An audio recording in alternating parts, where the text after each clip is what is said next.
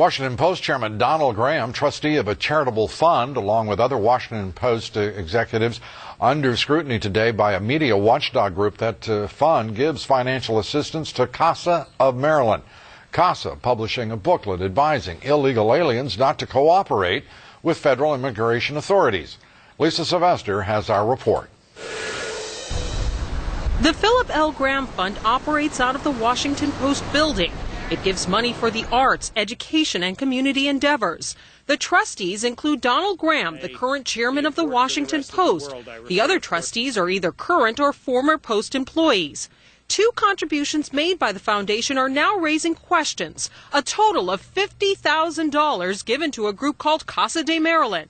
CASA runs day laborer centers in the state and recently published a guide that coaches illegal aliens how to avoid deportation. The conservative group Accuracy in the Media says the donations send the wrong message. It makes me wonder about what's affecting the news coverage in this paper and whether there's a bias that comes from the very top.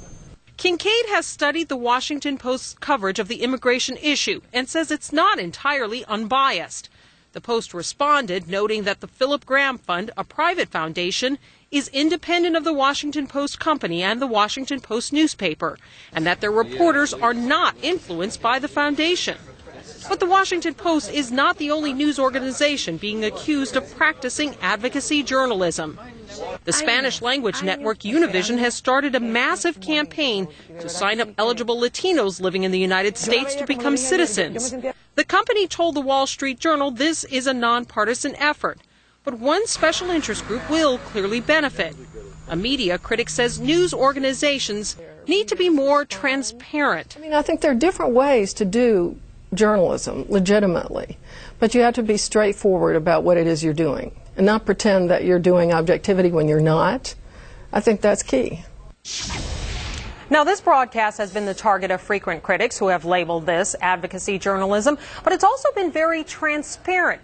Accuracy in the Media says some of the mainstream newspapers have taken an angle in the debate, but they're not as upfront about their positions.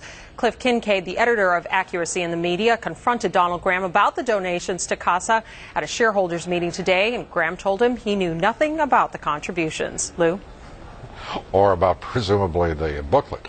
You're suggesting that I do advocacy journalism here, Lisa Sylvester? I'm suggesting I think we all do, and I think there are a number of people, but you got to take a stand in this world, Lou. Amen, sister. Thank you very much, Lisa. Lisa Sylvester from Washington.